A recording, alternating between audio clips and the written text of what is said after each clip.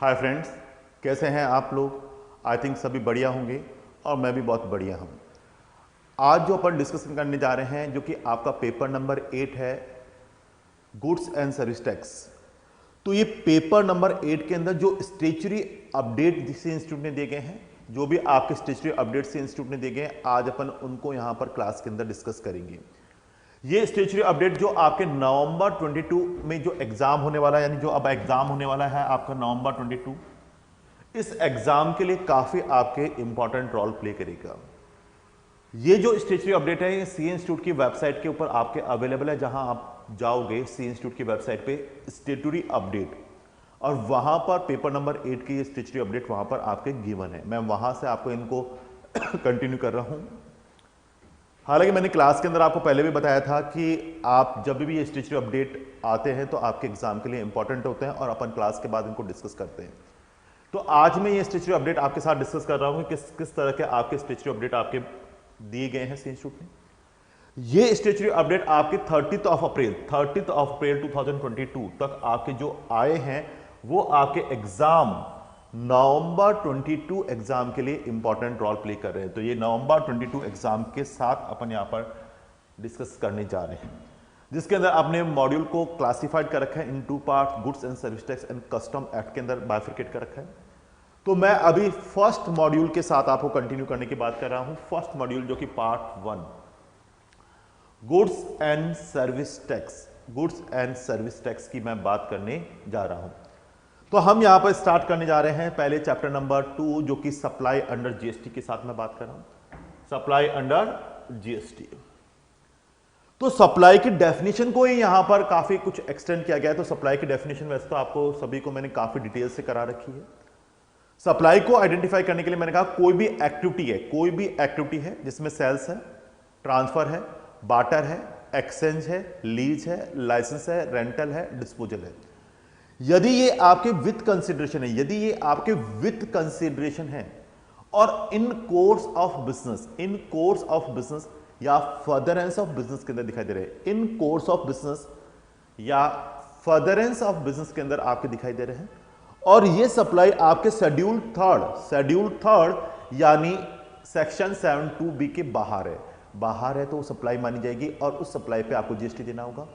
और यदि इसके अंदर शेड्यूल थर्ड में चली गई या 7(2)(b) में चली गई तो सप्लाई नहीं है, उस पर जीएसटी आपको चार्ज नहीं करना है।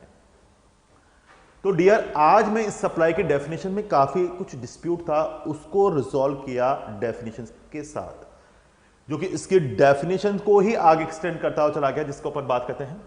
यहां पर देखो डिस्कस करते हैं, activity transaction between a person other than individual, wording पे ध्यान देना, other than individual, and member for consideration include in scope of supply section 7।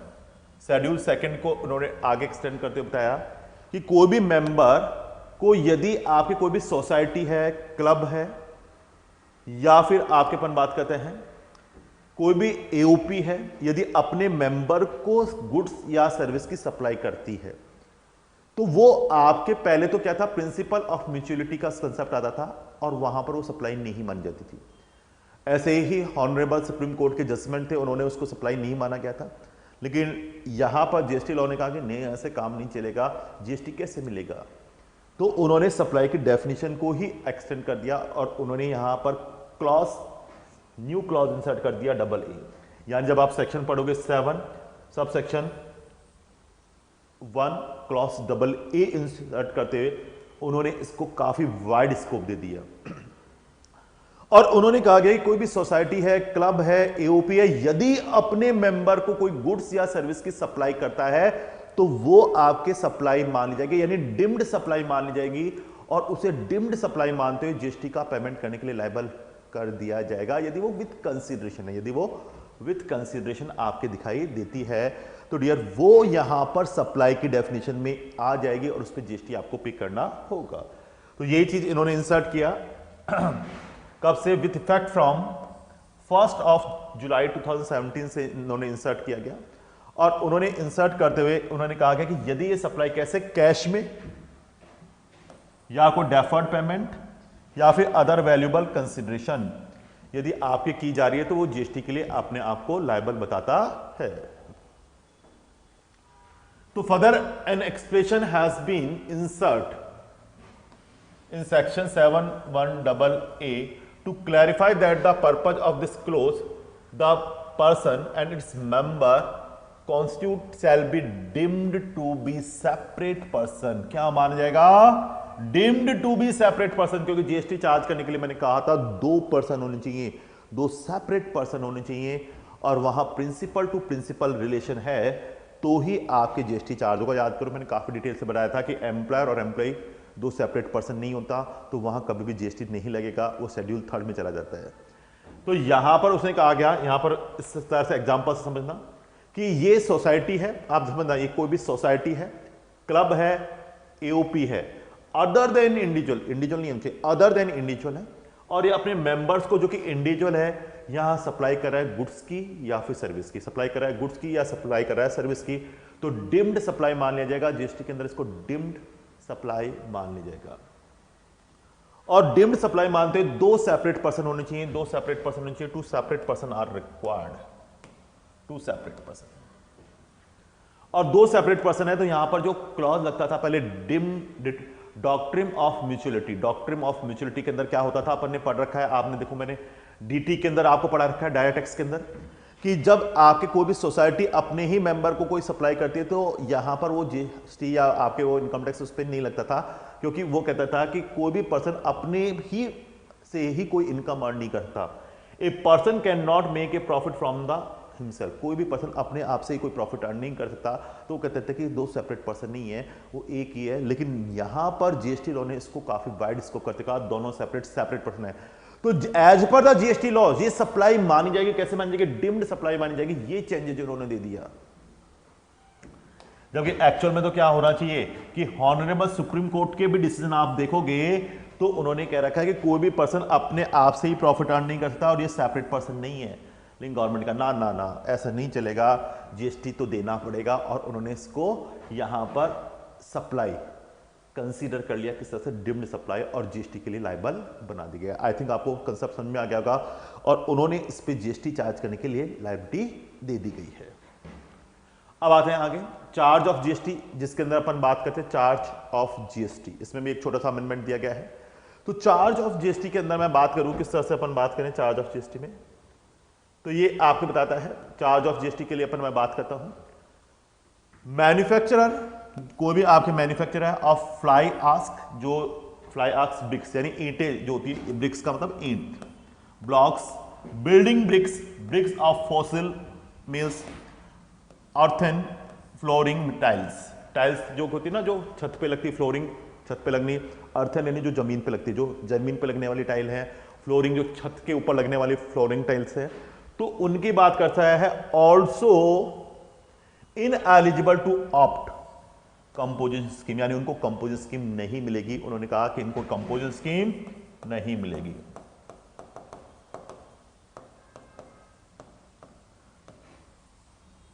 नहीं मिलेगी। तो ये पर्सन आपके कोई भी मैन्युफैक्चरर है, कोई भी मैन्युफैक्चरर किसका, fly ash, bricks, blocks, building bricks, bricks of fossil means earthen, roofing, tiles etc. also ineligible to opt for the composition scheme, यानी वो composition scheme लेने के लिए एलिजिबल नहीं होगा, यानी वो composition scheme लेने के लिए एलिजिबल नहीं होगा। पहले आपको ध्यान होगा मैंने कुछ स्पेशल प्रोडक्ट बता रखे थे, जैसे मैंने कहा पान मसाला है, तंबाकू है ना, आपके एक्रेडिटेड वाटर है, तो इनके मैन्युफैक्चरर आइसक्रीम है, एक्रेडिटेड वाटर है, पान मसाला है, तंबाकू प्रोडक्ट थे, उनको मैंने आपको कहा था कि गुड्स की डेफिनेशन होने के बावजूद भी उनको कंपोजिशन स्कीम नहीं मिलेगी। और साथ ही साथ रजिस्ट्रेशन चैप्टर में पढ़ा था तो उनको मैंने कहा हायर थ्रेशोल्ड लिमिट नहीं मिलती थी, वहां पर उनको नॉर्मली थ्रेशोल्ड लिमिट क्या मिलती थी, 20 लाख, या फिर आपके मणिपुर, मिजोरम, ये जो स्टेट्स है तो इनमें आपके केवल और केवल 10 लाख की आपको हायर एग्जम्पशन मिलती थी, तो 40 लाख की हायर एग्जम्पशन नहीं मिलती थी। सिमिलर उन्होंने यहां पर कंसेप्ट दे दिया कि इनको हायर थ्रेशोल्ड एग्जम्पशन नहीं मिलेगा, कितना मिलेगा, मैक्सिमम 20 लाख, और साथ साथ कंपोजिशन स्कीम इनको अवेलेबल नहीं होगी। तो ये इन्होंने एक स्टेचुटरी अपडेट देते हुए इंसर्ट करा दिया, यानी पहले ये किसके लिए थी कंसेप्ट, पहले केवल यही आइटम थे, ice cream, other edible ice whether not including cocoa, pan masala, all goods, तंबाकू मैन्युफैक्चरर्स, तंबाकू सब्स्टिट्यूट, एक्रेटेड वाटर, इनको आपको कंपोजिशन स्कीम नहीं मिलती थी। अब उसके साथ साथ विथ इफेक्ट फ्रॉम 1 अप्रैल 2022 से ही इनको भी कंपोजिशन स्कीम नहीं मिलेगी, यानी ये भी ऐड हो गए, न्यू ऐड हो गए, जिसके अंदर fly ash bricks, fly ash aggregate with 90% or more fly ash content, fly ash block, bricks, fossil mills, similar slice earth, building bricks, earthen roofing tiles. So manufacture of the above mentioned goods have become ineligible to opt composition levy under section 10(1), 10(2). ये हमारे इस case में बताता है कि इनको composition scheme available नहीं होगी, तो इनको आपकी कंपोजिशन स्कीम अवेलेबल नहीं होगी। मैं इसको वाइट कर देता हूँ जिससे कि आपको थोड़ा सा इजी रहेगा।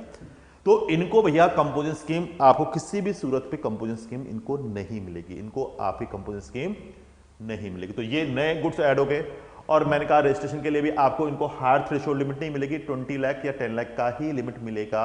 ये भी आपको ध्यान में रखने के लिए इस चैप्टर बताएगा, आगे रजिस्ट्रेशन के चैप्टर में मिलेगा। तो कंपोजिशन स्कीम तो मिलेगी नहीं इनको, not eligible for composition scheme, यानी ये सारे खारे not eligible for composition scheme. जो आपको मैंने पढ़ा था अंडर सेक्शन 10(1) गुड्स के लिए है और 10(2) भी गुड्स के लिए है, तो वो आपको नहीं मिलेगी। साथ साथ हायर थ्रेशोल्ड लिमिट भी नहीं मिलेगी। जो अपन बात करें इनके लिए थ्रेशोल्ड लिमिट फॉर रजिस्ट्रेशन,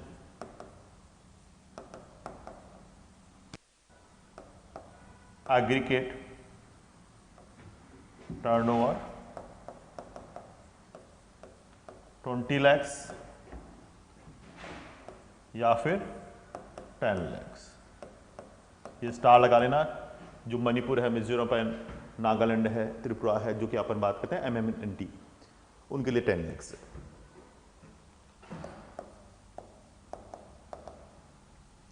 तो वहां पर 10 लाख की लिमिट वर्क करती है। तो इनको हायर थ्रेशोल्ड लिमिट 40 लाख की नहीं मिलती थी, जैसे अपन बात करते हैं आइसक्रीम था, पान मसाला, ऑल गुड्स, तंबाकू मैन्युफैक्चरिंग, तंबाकू सब्स्टिट्यूट्स एंड एक्रेडिटेड वाटर। साथ साथ अब ये भी इसमें कवर हो जाएंगे, ये भी इसमें कवर हो जाएंगे।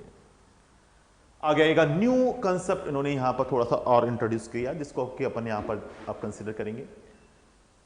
देखो एक स्टूडेंट कह रहा है कि सर नोट डाउन करने के लिए बोल रहा है, तो एक बार नोट कर लीजिएगा। हाँ जी, नोट कर लो।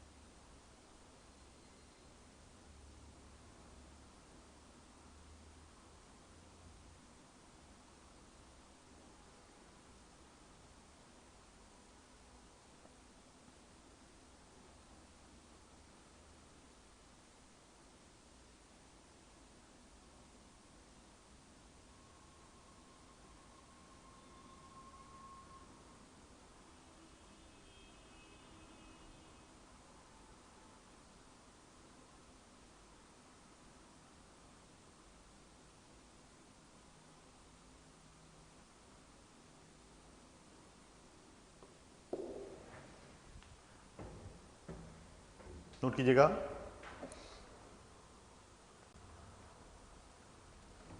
हाँ जी, देखो ये आपके हो गया। अब देखो इसमें एक नया कंसेप्ट और इन्होंने दिया गया, उसको अपन देखते हैं। टैक्स ऑन सप्लाई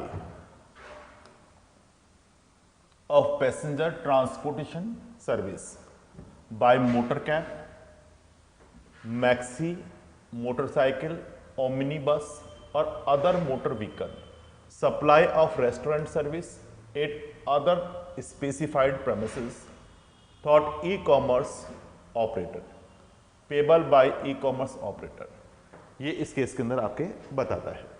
तो notification as amended as notified specific category of service the tax on supply of which shall be paid by the electronic commerce operator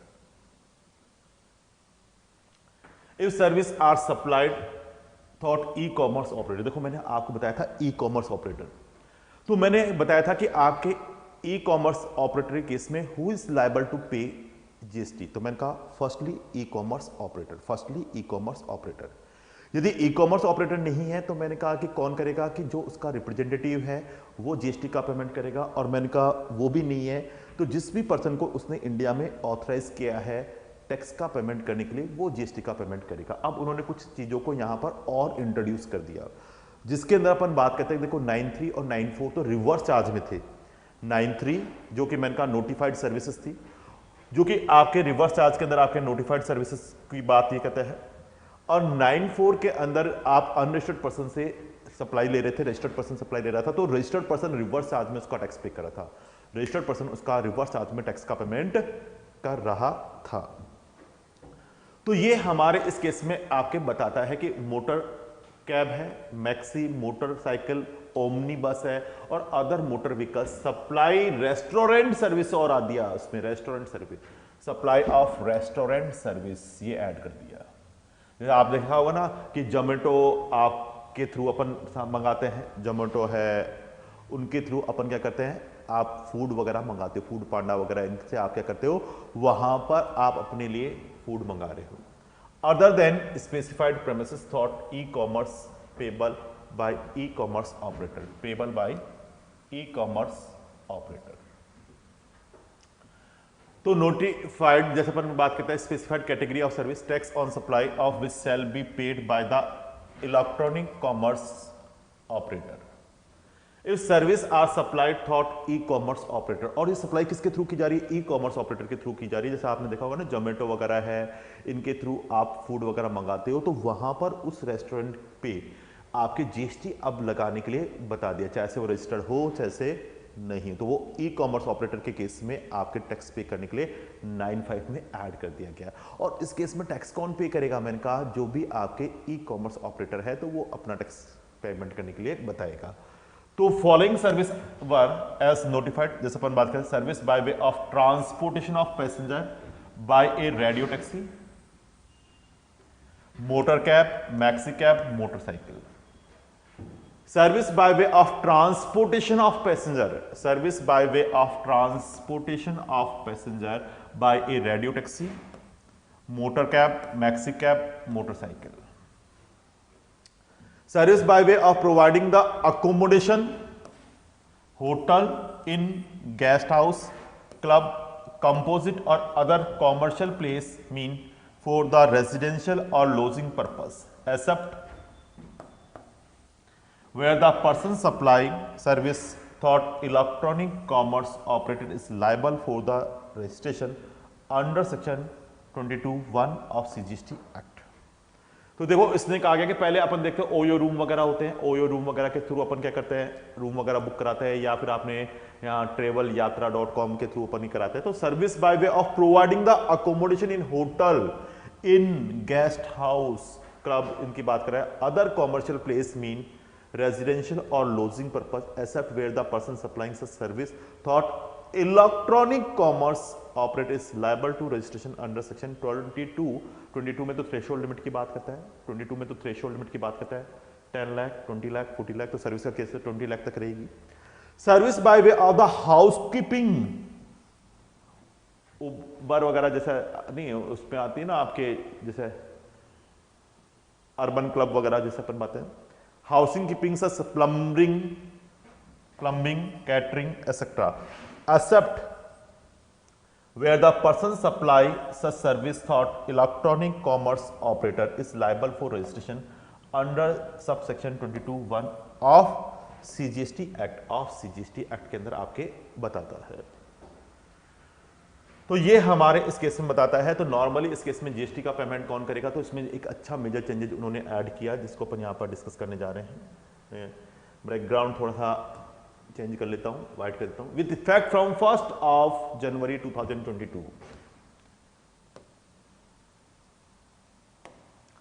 with effect from 1 January 2022, Entry 1 above has been amended to include service by way of transportation of passenger by omnibus और any other motor vehicles को उन्होंने cover कर लिया। Omnibus जो होती है ना, छोटी छोटी जो ओमनीबस वगैरह होती हैं, तो उनको भी उन्होंने कर लिया। और any other motor vehicle, the omni bus shall have the same meaning as assign under the motor vehicle act 1988 की बात आपके कर रहा है। Further with effect from 1 January 2022 supply of restaurant service को भी ले लिया। Other than service supplied by restaurant eating joint location located is specified premises have also been notified under category of service tax on which is payable by e-commerce operator if the service are supplied thought e-commerce operator, यानी वो supply किसके through कर रहा है? E-commerce operator के through कर रहा है, तो वो भी यहां पर जीएसटी के चार्ज के लिए लायबल बना दिया गया है। इन other words the tax on supply of restaurant, ये नया ऐड हुआ है। Tax on supply of restaurant supply thought e-commerce operator shall paid by e-commerce operator. Specified premises,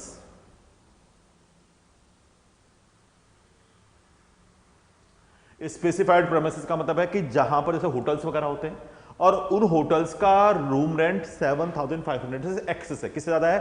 7,500 से ज्यादा एक्सेस है, तो ऐसे केस में वो रेस्टोरेंट सर्विसेज के अंदर जो फूड वगैरह प्रोवाइड करे तो उस पर जीएसटी की लायबिलिटी को बताता है। Specified premises would mean the premises providing the hotel accommodation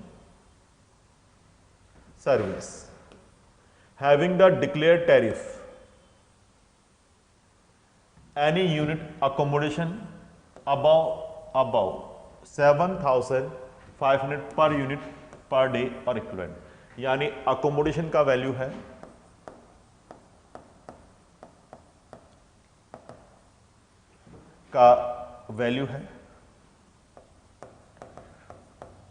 access है होना चाहिए ₹7,500 पर यूनिट पर डे से ज्यादा है। ई कॉमर्स ऑपरेटर में on service notified under 9(5) including restaurant service providing thought e commerce operator may continue pay GST furnishing the detail of GSTR 3B reporting them on outward supply for the time of being, तो उन्होंने इस case में बता दिया कि 3B में देना होगा। और service the IGST on interstate supply of which shall be paid by the electronic commerce operator if the service are supplied through e commerce operator के थ्रू आपके दिखाई देंगे। तो IGST भी कौन पे करेगा? E commerce operator. IGST on interstate supply which shall be paid by e commerce operator कौन pay करेगा? ई कॉमर्स ऑपरेटर पे करेगा। If the service are supplied through e commerce operator के through आप दे रहे हो तो भैया ई कॉमर्स ऑपरेटर ही इस केस में जीएसटी का पेमेंट करेगा। ये केस में आपके बताता है। सप्लाई किसके थ्रू की जा रही है? ई कॉमर्स ऑपरेटर के थ्रू। तो ऐसे केस के अंदर ये जीएसटी के दायरे में आपके कौन पे करेगा? E commerce operator. तो ये अपन बात करते हैं सप्लाई थॉट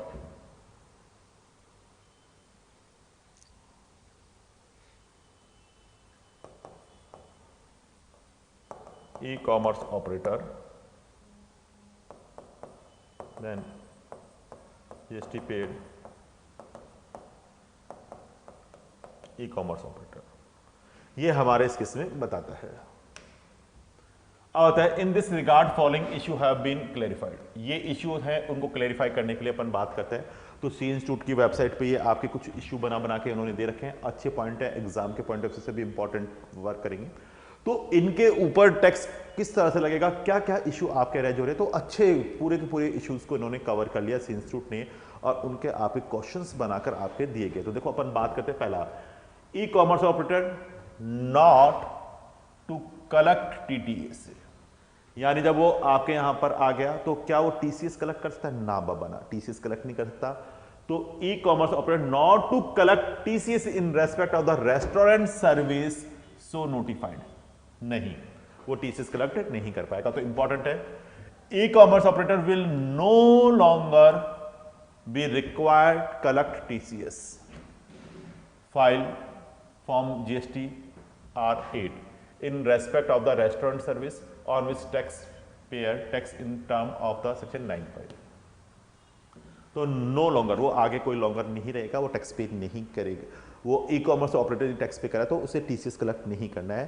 तो no longer required to collect TCS and file GSTR 8 if उसको रजिस्ट्रेशन नंबर ले रखा है जीएसटीआर 8 के अंदर लेना होगा in respect of the restaurant service on which it pay tax in term of section 95 के अंदर उसे टैक्स पे करना पड़ेगा, टीसीएस कलेक्ट नहीं करना, 95 के अंदर उसे टैक्स पे करना है। ये 95 है, फॉरवर्ड चार्ज की बात करता है। देखो 9394 तो रिवर्स चार्ज की बात करता है, 9394 रिवर्स चार्ज की बात करता है, 95 फॉरवर्ड चार्ज में है। ये चीज आपको ध्यान में रखना है, 95 this is forward charge.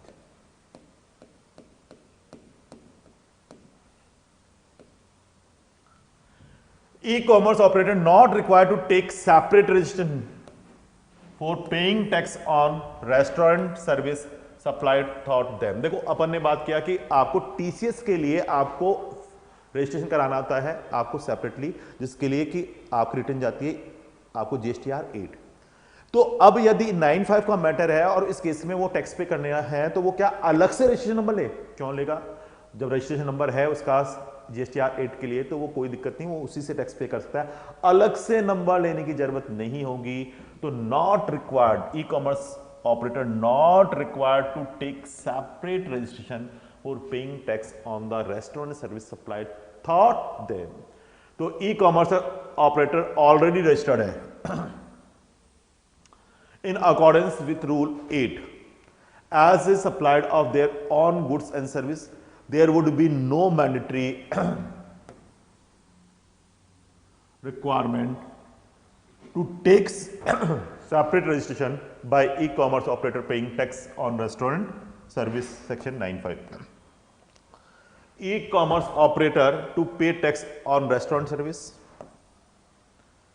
supplied thought them, yes, e-commerce operator will be liable to pay GST. E-commerce operator will be liable to pay GST any restaurant service supplied thought them, including by unregistered person, including by unregistered person। आपके जो e-commerce operator है ना वो आपके यहाँ पर GST का payment करने के लिए liable होगा। तो e-commerce operator to pay tax on any restaurant service supplied thought them, जो उसके द्वारा सप्लाई की जा रही है, जो उसके द्वारा सप्लाई की जा रही है उस पे जीएसटी का पेमेंट करने के लिए लायबल हो जाएगा। आगे लीजिए, supply of restaurant service to include aggregate turnover of the person supply of restaurant service. नहीं, एग्रीगेट टर्नओवर तो जो रेस्टोरेंट वाला है ना उसी का ही तो है, वो तो उसके बिहाफ पर सप्लाई कर रहा है। तो कभी भी ई कॉमर्स ऑपरेटर के टर्नओवर में इसको काउंट नहीं करना, कभी भी ई कॉमर्स ऑपरेटर के टर्नओवर में इसको काउंट नहीं करना। एग्रीगेट टर्नओवर तो किसका बनेगा? रेस्टोरेंट वाले का ही बनना चाहिए। तो supply of restaurant service to be include in aggregate turnover of the person supplying restaurant service. तो रेस्टोरेंट सर्विस की सप्लाई कर रहा है उसी के में बनेगा थॉट ई कॉमर्स ऑपरेटर। तो रेस्टोरेंट वाले का यह है ना कि ई कॉमर्स ऑपरेटर का। It is clarified that the aggregate turnover of person supplying of restaurant service through e-commerce operator shall be computed in accordance the definition of aggregate turnover under section 2 subsection 6 and shall include the aggregate value of supply made by the restaurant thought e-commerce operator accordingly for the threshold consideration any other purpose in the CGST Act. The person providing the restaurant service thought e-commerce operator shall be account of such service in his aggregate turnover. तो providing restaurant service thought e-commerce operator shall account such service in his aggregate turnover, यानी his कौन है? Restaurant. तो restaurant service के ही turnover में आपको count करना है।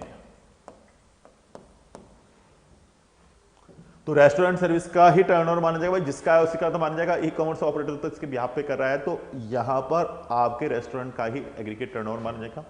Restaurant service provide thought e commerce operator not be considered as a inward supply for e-commerce operator liable to RC no। मैंने कहा ये 95 है, सेक्शन 95 है, 95 फॉरवर्ड चार्ज को बताता है। This is the 95 forward charge में है। E-commerce operator are not recipient of the restaurant service supplied for them, since these are not input service to e-commerce operator. These are not to be reported as a inward supply liable reverse charge in GSTR 3B। तो ये क्या है, section 95 forward charge के अंदर रहेगी restaurant service की, और forward charge में उसको टैक्स का पेमेंट करने के लिए बताता है। आई थिंक स्टूडेंट आपको कोई इसमें डाउट नहीं आ रहा होगा, बहुत अच्छे से समझ में आ रहा होगा। तो this are forward charges services, not reverse charges.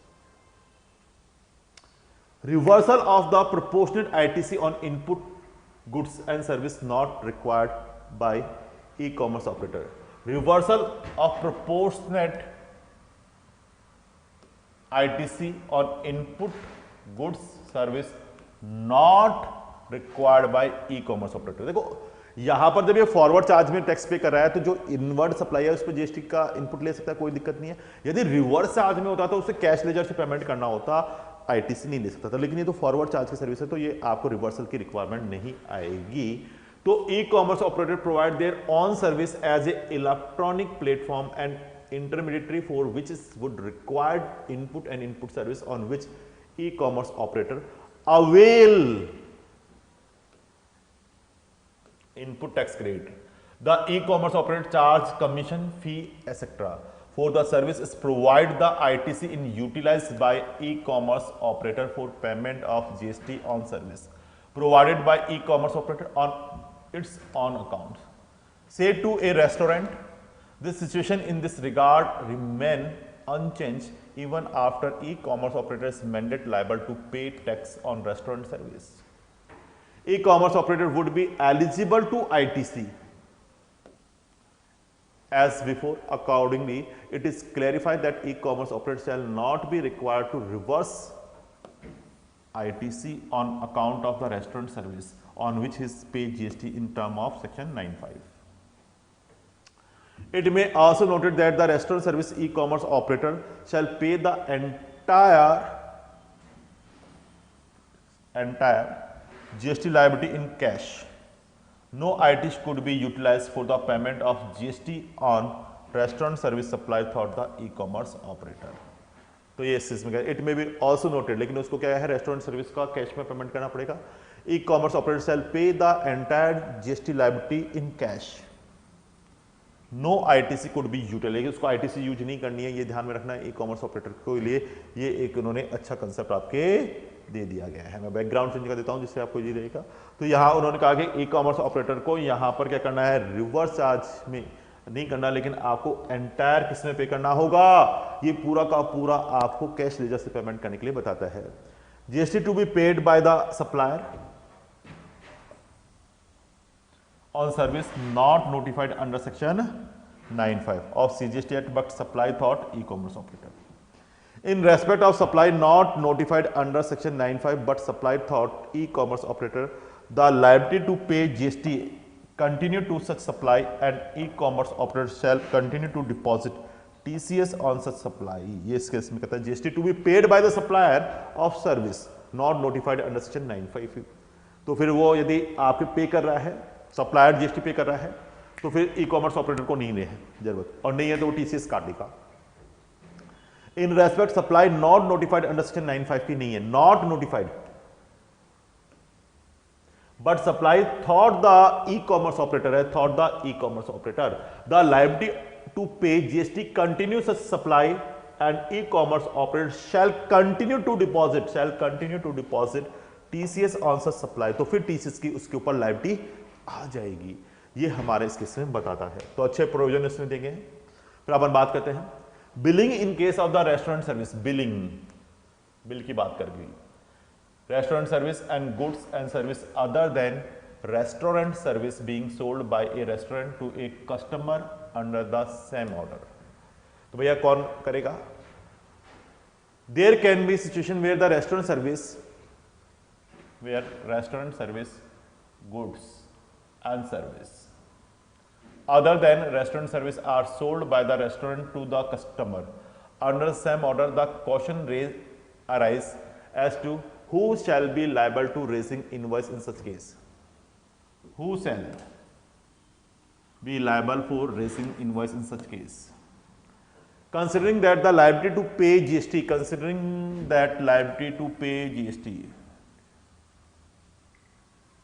on supply other than restaurant service thought the e-commerce operator, other compliance under CGST Act, including the issue of the invoice to customer, continue to line with the respective supply and e-commerce operator being liable only to collect tax its source, TCS, on such supply. It is advisable e-commerce operator raise separate bill on the restaurant service in such case where e-commerce operator other supply to the customer under the same order. ये इसमें कह रहा है e-commerce operator to raise invoice in respect of restaurant supply thought the e-commerce operator. यदि e-commerce operator यदि आपके यहाँ पर सप्लाई कर रहा है रेस्टोरेंट तो खुद रेज कर रहा है the invoice in respect of the restaurant service supplied through e-commerce operator under section 95 will be issue by e-commerce operator, will be issue by the e-commerce operator. कौन इशू करेगा? ई-कॉमर्स ऑपरेटर खुद issue करेगा. यहां पर ये चीज आपके बताता है तो खुद ई-कॉमर्स ऑपरेटर इस केस के अंदर इनवॉइस रेज करेगा. ये हमारे इस केस में बताता है. तो ये आपके कुछ नए पॉइंट आपके ऐड हुए हैं तो ये आपको ध्यान में रखने हैं क्योंकि जो भी आपके स्टेचुटरी अपडेट आते हैं तो वो आपको ध्यान में रखने की बात को ये बताता है. तो ये अच्छे पॉइंट है जिनको कि आपको कंसीडर करने हैं, ध्यान में रखने हैं. अब आते हैं एग्जाम्पशन वाले चैप्टर पे. ये 9(5) कंप्लीट हो गया है, चैप्टर 3 कंप्लीट हो गया. अब आते हैं एग्जाम्पशंस वाले चैप्टर में. Exemption from GST. तो ये कुछ एग्जाम्पशंस नहीं और उन्होंने इंसर्ट किए या कुछ एग्जाम्पशंस को उन्होंने हटाया है या कुछ एग्जाम्पशंस में कोई अमेंडमेंट किए गए हैं. तो मैं अब इनमें थोड़े जो अमेंडमेंट किए गए हैं उनके साथ आपको डिस्कस करने जा रहा हूं. तो देखो यहां पर कह रहा है following exceeding exemption has been amended. जैसे इसमें क्या किया, जैसे गवर्नमेंट की डेफिनेशन थी तो central government, state government, local authority, union territory. तो उसमें गवर्नमेंट अथॉरिटी या गवर्नमेंट एंटिटी अलग से वर्ड आते थे तो उन्होंने कहा कि जब गवर्नमेंट वर्ड यूज करें, लोकल अथॉरिटी में ऑलरेडी कवर्ड है तो उन्होंने यहां से इनको हटाया है. कब से? 1 जनवरी 2022 से अमेंडमेंट दिया. Pure service excluding work contract service other than composite supply involving supply of any goods providing to central government, state government, union territory or local authority or a governmental authority or a government entity by way of any activity in relation to any function entrust to the panchayat under the article 243G. जैसे मैंने कहा पंचायत के लिए अपन use करते हैं, गांव में होती है जी, और म्युनिसिपलिटी के लिए क्या यूज करते हैं? एम. तो एम को उल्टा लटका देते थे तो मैंने क्या कहा 243W. क्या बताता है? Article 243W. म्युनिसिपलिटी में एम आता है तो एम को उल्टा कर दिया तो 243W ऑफ द कॉन्स्टिट्यूशन. ये हमारे इस केस में बताते हैं. तो वो कहते हैं गवर्नमेंट में ऑलरेडी कवर्ड है तो गवर्नमेंट अथॉरिटी, गवर्नमेंट एंटिटी को अलग से बताने की जरूरत नहीं, वो ऑलरेडी लोकल अथॉरिटीज की डेफिनेशन में आ जाता है. तो ये चेंजेस किया. कंपोजिट सप्लाई की बात करते हैं जिसमें गुड्स और सर्विस दोनों जैसे इन्वॉल्व होती है. कंपोजिट सप्लाई ऑफ गुड्स और service in which value of supply of goods constitution not more than 25% of value of that composite supply provide to the central government, state government, local authority और union territory. तो उसमें again government entity और किसको हटा दिया? Government authority को हटा दिया. गवर्नमेंट एंटिटी और गवर्नमेंट अथॉरिटी को वर्ड को हटाकर उन्होंने डेफिनेशन दी गई है. थोड़ा सा स्टेचुटरी अपडेट उन्होंने दिया है. By way of activity in relation to any function and trust. Panchayat है तो आर्टिकल होगा 243G और म्युनिसिपलिटी का है तो आर्टिकल हो जाएगा 243W ऑफ द कॉन्स्टिट्यूशन. तो ये चीज आपके इसमें बता रहा है. तो एक बार आप इसको फटाफट देख लीजिए.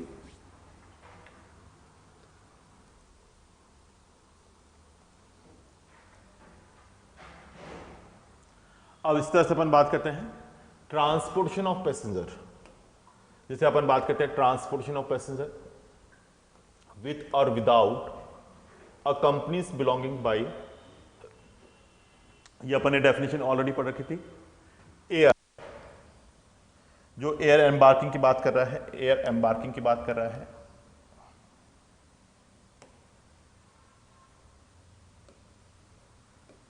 तो अपन फ्लाइट की बात करते हैं ना, यदि इन जगह पर आप एम्बार्किंग, एम्बार्किंग का मतलब है जर्नी जहां से आप स्टार्ट कर रहे हो, जहां से जर्नी आप स्टार्ट कर रहे हो, और टर्मिनेटिंग यानी जर्नी जहां पर आप एंड कर रहे हो, embarking or terminating in the airport located in state of the Arunachal Pradesh, state of the Arunachal Pradesh, Assam, Manipur, Meghalaya, Mizoram, Nagaland, Sikkim, Tripura, or Bagdogra एक जगह है, कहां पर लोकेटेड है, वेस्ट बंगाल में, Bagdogra located in the West Bengal. Non air condition contract उन पे तो लगता ही नहीं था, carriage other than radio taxi, लेकिन रेडियो टैक्सी पे लगेगा, for transportation of passenger excluding tourism, conductive, chartered or hire. Stage carriage other than air conditioner stage carriage, how nothing contain in item B and C. above shall apply to service supply through the electronic commerce operators, यानी supply किसके through की जा रही है, electronic commerce operator के through की जा रही है, and notified under section 95 of the CGST act 2017। तो ये हमारे इस केस में कहता है कि लेकिन अब ये एग्जम्पशन विड्रॉ कर ली गई है यदि आप इसको ई कॉमर्स ऑपरेटर के थ्रू देते हो, यानी ये सप्लाई आप किसके थ्रू कर रहे हो, एग्रीगेटर ई कॉमर्स ऑपरेटर के थ्रू। जैसे अपन बात करते हैं ना, ओला, उबेर, सब आपके मोबाइल पे एप्लीकेशन बेस्ड वर्किंग होती है, तो आप जैसे चाहते हो बुला लेते हो, तो वो अब आपके जीएसटी के लिए लायबल हो जाएगी। No exemption, contract carriage, stage carriage, non ACB है, नॉन एसीबी है, तो supply through and e commerce operator है, तो भैया उस केस में उसको यहां पर जीएसटी पे करना होगा 95 में। 95 में कौन पे करता है, सप्लायर, ये इस केस में कहता है। अदर देन टूरिज्म या आपके chartered and hire, other than chartered and hire, notified 95 के अंदर आपकी कौन सी आ गई, जो कि आपके आ रहा है नोटिफाइड अंडर सेक्शन 95, जो कि आपके इसमें आ गया नोटिफाइड 95, जो के अंदर सप्लायर ही टैक्स पे करता है इसमें। तो हु इज लायबल टू पे टैक्स, सप्लायर 95, 93, 94 रिवर्स चार्ज लगता है, 93, 94 में रिवर्स चार्ज है, लेकिन 95 में फॉरवर्ड चार्ज रहेगा, 95 फॉरवर्ड चार्ज में है। और हम करने देता हूं,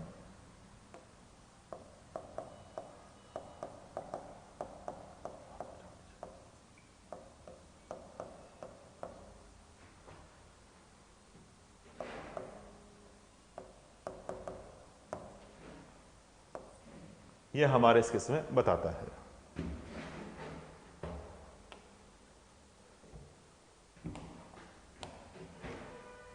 service notified under section 95 are the service by way of the transportation of passenger by a radio taxi,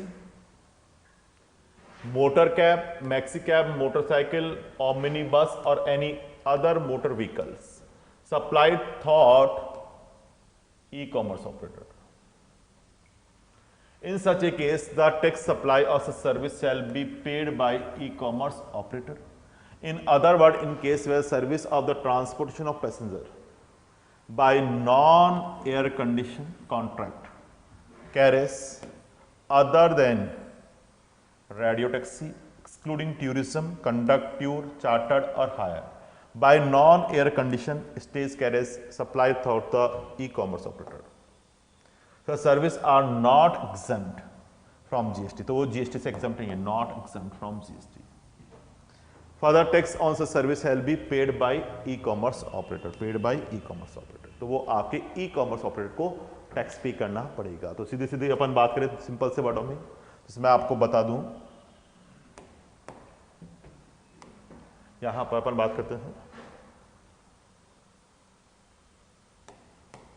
service transportation of passenger with or without a companies belonging by. जैसे अपन बात करते हैं रेलवे, लेकिन रेलवे में other than first class or air conditioner, metro, monorail, tramway, Indian waterway, inland waterway, public transport other than predominating for the tourism purpose in vessel between the place located in India, meter cab, auto rickshaw including e rickshaw. लेकिन जो अब उन्होंने क्या था इसको cover किया, यहां पर इसको कवर कर लिया, यानी ई रिक्शा भी है, मीटर कैब भी है, लेकिन वो किसके थ्रू चल रही है? ई कॉमर्स ऑपरेटर यानी एग्रीगेट के थ्रू चल रही है, तो जीएसटी का पेमेंट करने के लिए लायबल हो जाएगी। तो however nothing contain in item E above shall apply service supplied thought and electronic commerce operator, E commerce operator notified under section 95 of CGST act 2017। तो वो आपके जीएसटी का पेमेंट करने के लिए लायबल होंगे क्योंकि वो ई कॉमर्स ऑपरेटर में आ गई। तो यदि आप डायग्राम देखोगे तो यहां आपको डायग्राम अच्छे से समझ में आ जाएगा। तो देखो इंस्टीट्यूट ने आपको बहुत अच्छे से डायग्राम दे रखा है, उस डायग्राम के थ्रू आपको अच्छे से समझ में आ जाएगा। In other words, case where service of transport of passenger by meter cab, auto rickshaw including e-rickshaw are supplied thought e-commerce operator. So service not exempt from GST, यानी GST लगेगा। अब इस पे भी GST लगा दिया यदि ये ई-कॉमर्स ऑपरेटर के थ्रू दी जा रही है। कैसे दी जा रही है? यदि ये ई-कॉमर्स ऑपरेटर के थ्रू दी जा रही है तो GST के लिए लायबल हो जाएंगी। तो भैया ये फिर GST के लिए लायबल हो जाएंगी। Service provide by the central government, state government, union territory, administration under any training program for which 75% or more the total expenditure is borne by the central government, state government, union territory or administrator। तो यदि 75% और मोर यदि central government, state government, union territory यदि खुद beer करती है तो वो सर्विस आपके एग्जाम्प्ट हो जाएंगे। सर्विस प्रोवाइड कर रही है, कोई भी पर्सन सर्विस प्रोवाइड कर रहा है, किसको? सेंट्रल गवर्नमेंट, स्टेट गवर्नमेंट को प्रोवाइड कर रहा है, union territory, administration under the training programme, यानी कोई भी ट्रेनिंग प्रोग्राम है वो किसको दिया जा रहा है? यानी कोई भी पर्सन है और ये ट्रेनिंग प्रोग्राम किसको दिया जा रहा है? Central government, state government, union territory, इनको दिया जा रहा है।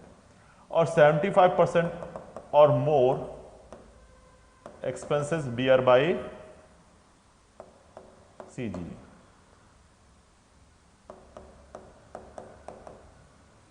तो ऐसे केस में यहां पर ट्रेनिंग प्रोग्राम चलाए जा रहे हैं।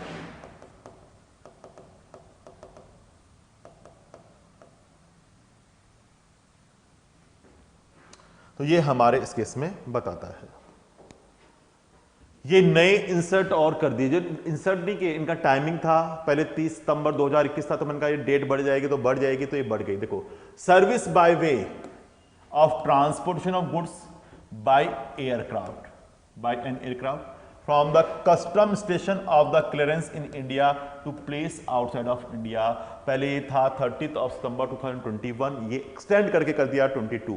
इस तरह से service by way of the transportation of goods by vessel from custom station clearance in India to place outside India exempt is applicable 30 सितंबर 22। तो यानी 22 तक दोनों ही बढ़ा दिए, दोनों के दोनों 30 सितंबर 2022 तक आपकी एक्सटेंशन दे दी गई है।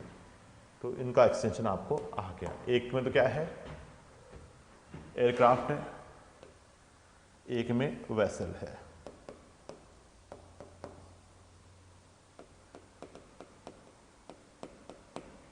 एयरक्राफ्ट और वेसल्स। बोलिए, आई थिंक आपको ये भी क्लियर हो गया होगा। तो ये हमारे इस केस में बता रहा है। न्यू एग्जम्पशन इंट्रोड्यूस, एक नई एग्जम्पशन इंट्रोड्यूस की गई है, जो कि क्या है? Service by way of granting of the national permit to a goods carriage to the operate थॉट आउट Indian continuous state, Indian continuous states. 1 अक्टूबर से इंट्रोड्यूस हो गई है, एक नई और इंट्रोड्यूस कर दी गई है। तो ये विथ इफेक्ट फ्रॉम 1 अक्टूबर से उन्होंने इंट्रोड्यूस आपके किया गया है। Withdrawal of exceeding the exemption, जैसा आपके था कि जो रेलवे के कोच वगैरह, डब्बे वगैरह आपके बनाए जाते थे, तो हमारी एक कंपनी थी इंडियन रेलवे फाइनेंस कॉर्पोरेशन, पहले वो एग्जाम था, अब ये एग्जम्पशन विड्रॉ कर दी गई है 1 अक्टूबर 2021 से। ये मैंने आपको क्लास में भी बताया था कि ये अमेंडमेंट आ गया है, तो ये एग्जम्पशन अब नहीं मिलेगी, विड्रॉ कर ली गई। तो Indian railway financial corporation to Indian railway है। तो ऐसे केस में यहाँ पर उसकी एग्जम्पशन है फ्रॉम IGST, जो इंटरस्टेट सप्लाई के रिगार्डिंग थी, वो आपके क्या हो गई है? विड्रॉ कर ली गई है। अब वो एग्जम्पशन नहीं मिलेगी, ये हमारे इस केस में बता रहा है। आई थिंक ये भी क्लियर हो गया होगा। अब देखो, प्लेस ऑफ सप्लाई में एक थोड़ा सा एक और इन्होंने अमेंडमेंट डाला गया। प्लेस ऑफ सप्लाई की मैं बात करता हूं। प्लेस ऑफ सप्लाई में ही है ये। Place of supply of B2B MRO service in case of shipping industry shell be location of the recipient. वैसे जीएसटी मैंने क्या कहा, आपके जीएसटी इज द, आपके मैंने कहा कंजप्शन बेस्ड टैक्स, यानी जो गुड्स का कंजप्शन करेगा वो टैक्स का पेमेंट करेगा। तो यहां पर शिपिंग के लिए कहा गया कि यहां पर लोकेशन ऑफ द रेसिपिएंट, यानी जो भी रेसिपिएंट है उसकी लोकेशन के हिसाब से, लोकेशन ऑफ रेसिपिएंट की बात करता है। तो सेक्शन 13 सर्विसेज के लिए था, वहां पर आपको दे रहा है determine the place of supply of service where the location of supplier और location of recipient outside of India. Location of supplier और लोकेशन ऑफ रेसिपिएंट दोनों कहां हैं? Outside of India. जबकि इसमें क्या था कि या तो सप्लायर, 13 क्या कहता है, या तो सप्लायर या रेसिपिएंट में 1% आउटसाइड ऑफ इंडिया, 1% इंडिया में है। To prevent double taxation, non taxation of supply of any service, subsection 13 said section empower the government to notify any service for which place of supply shall be the place of effective use of enjoyment of service. Few service has already been notified in this regard. कुछ तो है, said notification has been amended to notify the place of supply of the maintenance, repair or all service in respect of ship and other vessels और part thereof as follow. तो जहां पर आपने उनको consume किया है, recipient है इनका, वही जीएसटी का पेमेंट करने के लिए लायबल होगा।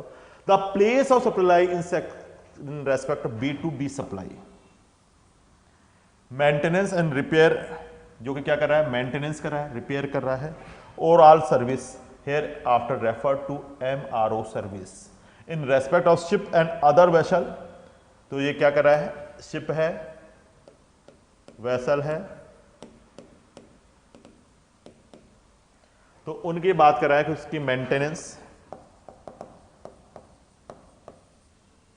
Repair or haul, their engineering and other component or parts supply to be person for use in the course or furtherance of business shall be location of the recipient of the service. तो location of recipient of service आपको ली जाएगी, location of the recipient अपन को लिखना है। तो इसने कहा an Indian shipping company has receive MRO maintenance वाली service, repair, maintenance repair service in respect of the ship है, वेसल है, from foreign supplier, place of supply of service is in India, service in India, and location of recipient being in India, and said service would be qualifying as a import of service। क्या मान ली जाएगी? import of service मान ली जाएगी, और resulting GST is payable under the reverse charge basis पे। तो आपको reverse charge apply हो जाएगा, यानी RCM लगेगा इंपोर्ट सर्विस पे।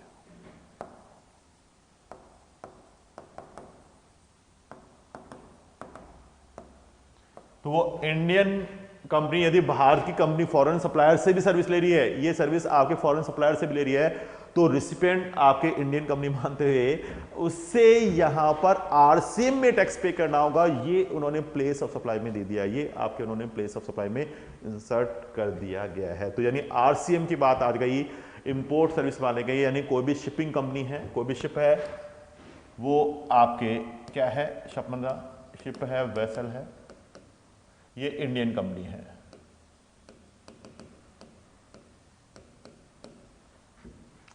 और ये आउटसाइड ऑफ इंडिया, जैसे मान लो जापान है, तो सप्लायर कौन बैठा है, यहां से सर्विस दे रहा है, तो this the import of service. RCM में टैक्स पे करना है, और इस केस के अंदर वो रिपेयर और मेंटेनेंस की सर्विस ले रहा है।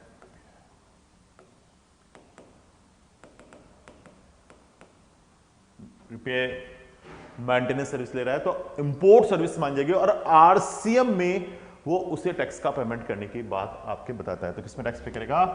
आरसीएम में टैक्स पे करने की बात करता है, रिपेयर मेंटेनेंस सर्विस पे आरसीएम में टैक्स पे करने की बात बताता है, और वो इंडिया में ही कंज्यूम बन जाएगी।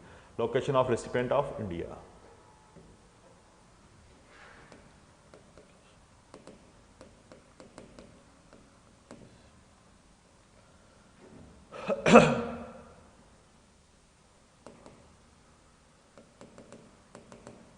Location of recipient of India, और प्लेस ऑफ सप्लाई भी क्या हो गई? इंडिया।